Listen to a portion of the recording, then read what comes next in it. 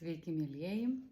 Šios savaitės strategija su pozityvaus aiškumo taro ir išsirinkit vieną iš 4 variantų, kokią palankiausią, naudingiausią jums naudoti strategiją, kryptį, taktiką.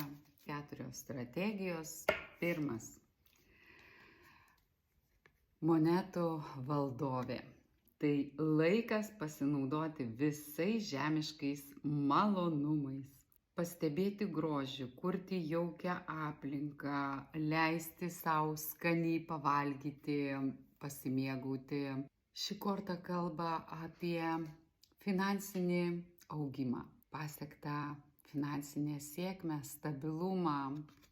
Gausa liejasi per kraštus. Antras variantas. Kardų pažas. Miklus ir greitas protas mokosi valdyti situaciją. Kartais gali pasirodyti labai spontaniškas. Tai galimybė save išreikšti intelektualiai, sukurti kažką arba sutikti protingą patarėją ir galbūt įkvėptam jo idėjų sukurti kažką labai tokio intelektualaus, kaip šis vaikinas savo laboratorijoje kuria kažką. Trečias variantas. Lazdų karalienė. Tai apie kūrybą.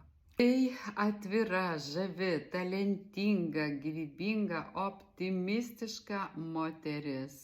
Ji savo šviesa, savo talentais nustebina. Yra puikiai renginių organizatorė, gali būti žurnalistė, keliautoja, verslininkė, dizainerė arba puikiai namų šeimininkė, kuri rūpinasi ir globoja kitais, moka juos įkvėpti.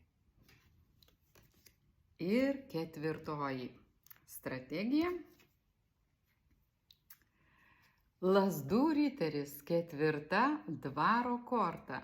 Ši korta apie permainas, apie trykštantį ugningą temperamentą, kada mes esam kupini jėgų, kada mes turim daug energijos, esam kūrybingi, mūsų rankose instrumentas, tai nebūtinai kirvis, tai instrumentas, kame mes esam meistras. Tokiam žmogui nėra sunkiai įgyvendinamų projektų, jis yra labai išradingas ir moka įkvėpti kitus.